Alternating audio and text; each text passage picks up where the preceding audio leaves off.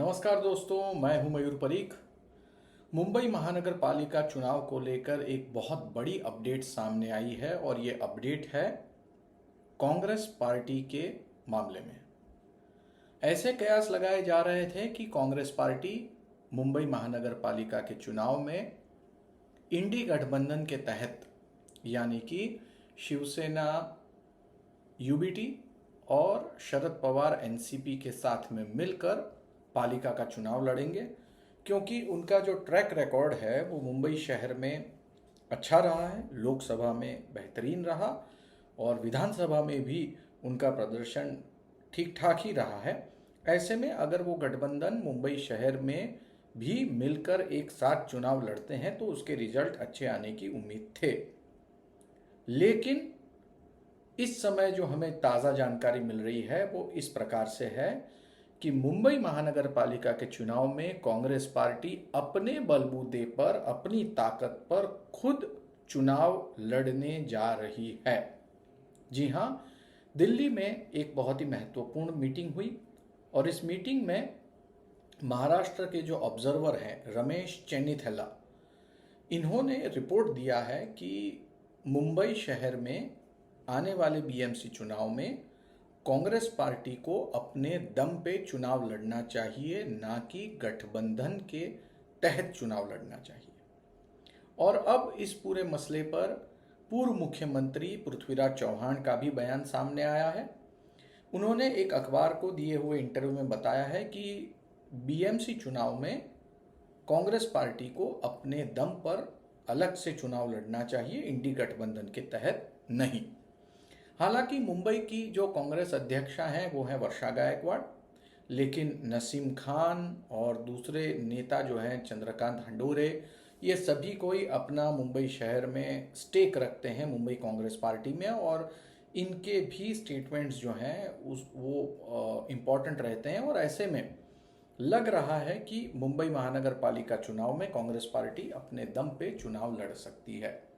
तो आज के एपिसोड में अब जब हम ये बात कर रहे हैं तो थोड़ा सा पहले हम स्टैटिस्टिक्स में जाएंगे।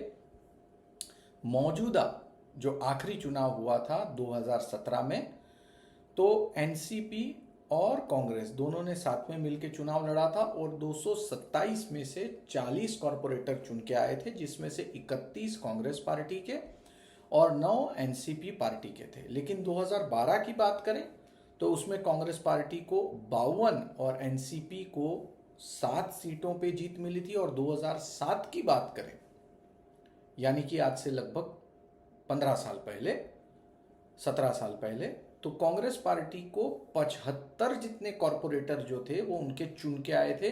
विरोधी पक्ष नेता साल 2007 में कांग्रेस पार्टी का हुआ करता था, बीएमसी में 75 कॉरपोरेटर चुन के आते थे, लेकिन 2007 में 75 से सीधे गिर के हुए 52 और 52 से भी उनका डाउनफॉल हुआ 31।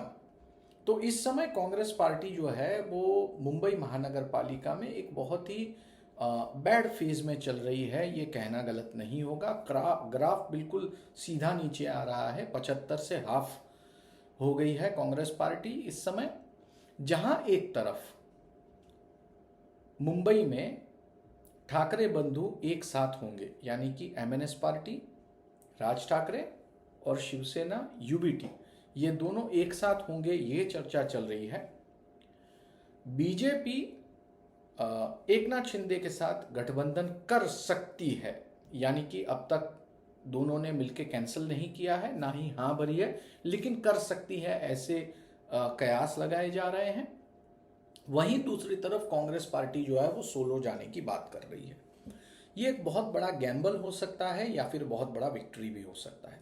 दरअसल ऐसा क्यों हो सकता है, इसके पीछे कारण जानना बेहद ज़्यादा ज़रूरी है। और कारण इस प्रकार से प्राथमिक रूप से दिखाई दे रहा है कि कांग्रेस पार्टी जो है वो मुंबई में अपनी ज़मीन, खोई हुई ज़मीन एक बार फिर टटोल कर पाने की कोशिश कर रही है। हमने लोकसभा और विधानसभा चुनाव में देखा कि जो मुस्लिम मतदाता हैं वो यूबीटी शिवसेना के पास सीधा चला गया, यानी कि कांग्रेस का वोट सक्सेसफुली माइग्रेट हुआ यूपीटी सेना को। अगर ये परमानेंट माइग्रेट हो जाता है या फिर ये वोटर यूबीटी सेना का होके रह जाता है तो मुंबई पार्टी में कांग्रेस को फिर आगे बहुत प्रॉब्लम होगी, उनके पास कोई सॉलिड वोट बेस नहीं होगा। और अगर बीएमसी के चुनाव में कांग्रेस पार्टी गठबंधन के तहत चली जाती है तो अब देखिए, मैं आपको पूरे आंकड़े गिनाता हूं। उद्धव ठाकरे यूबीटी सेना के पास 84 कॉरपोरेटर हैं जो 2017 में थे, 2012 में 75 थे और 2007 में फिर 84 थे। तो उनका परफॉर्मेंस 84, 75, 84 ऐसा कंसिस्टेंट रहा है। लेकिन अब जब शिवसेना के दो टुकड़े हो गए हैं, बीजेपी अलग हो गई है, ऐसे में एक बहुत बड़ा शेयर जो है वो बीजेपी पालिका चुनाव में कांग्रेस के पास से यूबीटी सेना के पास से छीन लेगी। ऐसे में अगर कांग्रेस के साथ में यूबीटी सेना चुनाव लड़ती है तो पहली बात, जिन सीटों के ऊपर यूबीटी चुनाव जीती है वो सीटें मांगेगी। दूसरी बात, लोकसभा और विधानसभा चुनाव में जिन जिन जगहों पर यूबीटी को ज्यादा वोट मिले थे वो कहेंगे यहाँ पे हमारे कॉरपोरेटर खड़ा रखो, और कांग्रेस पार्टी का ये कहना होगा कि भैया यहाँ पे ट्रेडिशनली हमारा वोट बैंक था, इंडी गठबंधन था, इसलिए हमारा वोट आपकी तरफ माइग्रेट हुआ। ऐसे में ये वोट बैंक हमारा वोट बैंक है और इसीलिए हम आपको नहीं देना चाहेंगे। तो झगड़ा तो होना तय था। कांग्रेस पार्टी को जो वोट यूबीटी सेना को लोकसभा और विधानसभा में ट्रांसफर हुए वो कॉरपोरेशन में ट्रांसफर करके नहीं देने हैं, क्योंकि कॉरपोरेशन में ट्रांसफर करके दे दिया उसका सीधा मतलब ये हो गया कि आपकी जमीन वहां पे खत्म हो गई, कांग्रेस पार्टी वहां से समाप्त हो गई। और कांग्रेस पार्टी ये कभी नहीं चाहेगी कि उनका बेस खत्म हो, उनका बूथ खत्म हो। याद रखिए, बीजेपी क्या करती है, पन्ना प्रमुख पे सबसे ज्यादा ध्यान देती है। Congress party back to roots की बात कर रही है जब ये डिसीजन लेती है। 7 जुलाई को मीटिंग होनी है, 7 जुलाई को इस बारे में आखिरी फैसला होगा। लेकिन अगर कांग्रेस पार्टी यूबीटी सेना के साथ आगे बढ़ती है तो कांग्रेस पार्टी का निश्चित तौर पे नुकसान होगा। वहीं दूसरी तरफ अगर कांग्रेस के सामने यूबीटी सेना के कैंडिडेट खड़े होते हैं उसी माइनॉरिटी इलाके से, मुस्लिम इलाके से, तो हो सकता है बीजेपी को इसका फायदा मिले। यानी कि देखिए, दोनों तरफ दुधारी तलवार है, एक तरफ खाई दूसरी तरफ कुआं। लेकिन ये अघोषित युति करते हैं, ऐसा अगर होता है तो बीजेपी के लिए मुश्किल होगा। लेकिन कुछ सवालों के जवाब आने वाले दिनों में हमें मिलेंगे, इस समय नहीं, क्योंकि पार्टियां अब तक अपनी स्ट्रेटेजी फाइनल कर रही है।